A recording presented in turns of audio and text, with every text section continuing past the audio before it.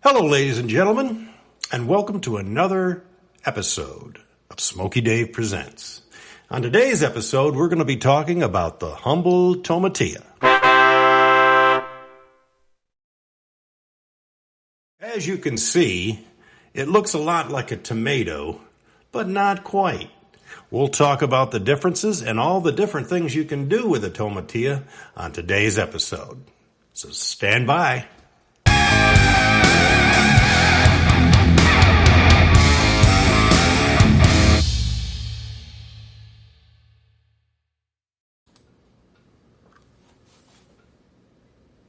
As you can see before me, I've got some tomatillas and some tomatoes for comparison.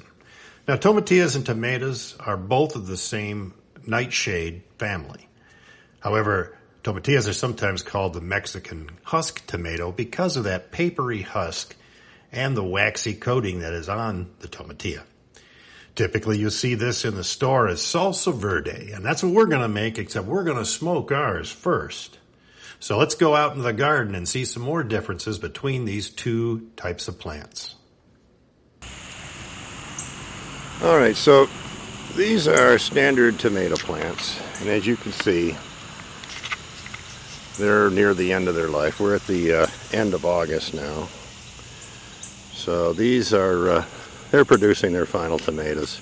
See, they're starting to die off. Got some plum tomatoes. Back the ones we just looked at, I picked from these.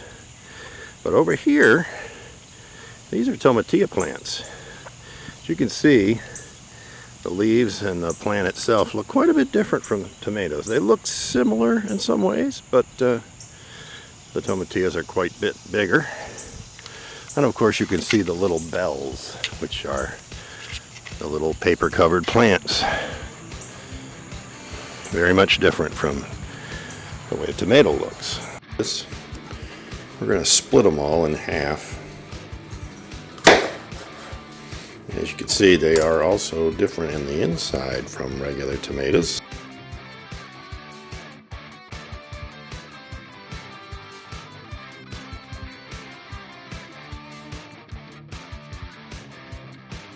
Add a little something else to them.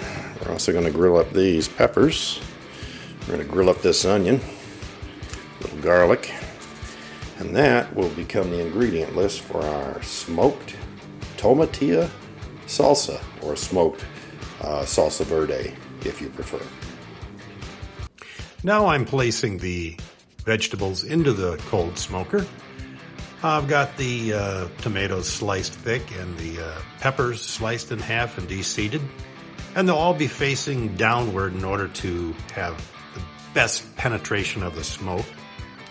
These are fresh vegetables, so the smoke penetrates a little bit differently than it does in dairy products like cheese. By the way, I will be throwing some extra cheese I have laying around in that bottom shelf. Might as well not waste any smoke.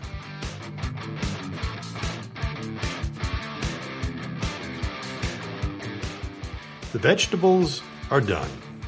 They've been smoking for about an hour and a half, 45 minutes.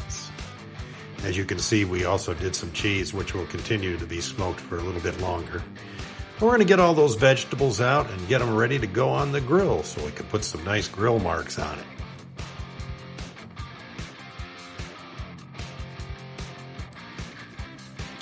We're going to go ahead and put these vegetables on the grill, get some nice grill marks on them, and get some of that nice roasted flavor in there. As you can see, I wrapped that head of garlic in some tin foil after putting some olive oil on it.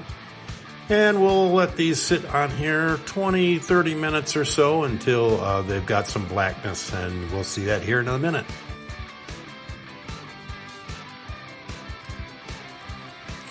The vegetables are fully cooked now, and nice char on there. So we're going to bring them in the house. We'll put them in a container like this, snap the lid on, and let them continue to cook in their own heat for a little while. And as you can see, we've got the garlic here. We're going to peel out each of the cloves. And once we're done peeling them out, we will add them to the mix into a pot. And we'll bring that up to approximately a medium heat. So we'll throw all that together. And once everything's together in the pot and is starting to warm up, we're going to use an immersion blender to blend all the ingredients together while it heats up. We'll continue to blend until we get it to the consistency we like, the chunkiness we like, and then we'll bring it up to a full boil.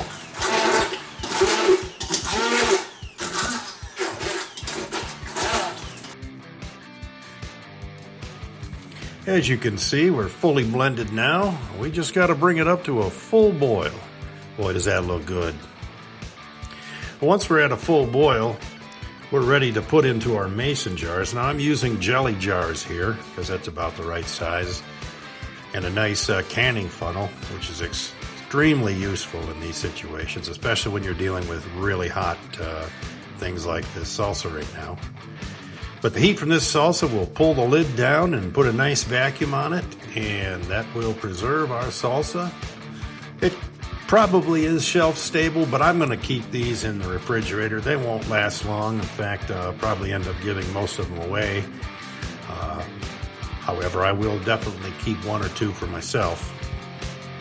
But that's it, folks. That's the best damn salsa you've ever tasted. It can come right out of your garden or out of the farmer's market. Very easy to do. Obviously, to get the smoky flavor, you need to get a cold smoker of some kind, but we'll be teaching you how to do that soon enough in another video. But there you go, folks. Doesn't that look good?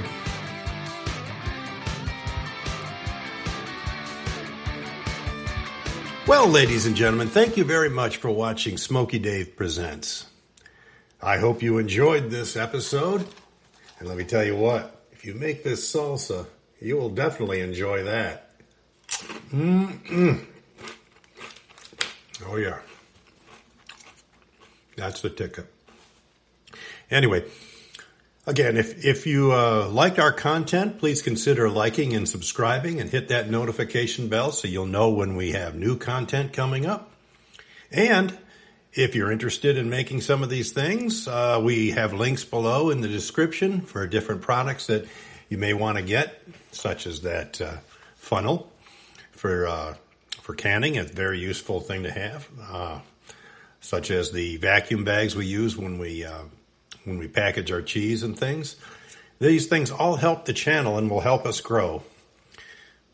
Anyway, until the next time, thank you for watching.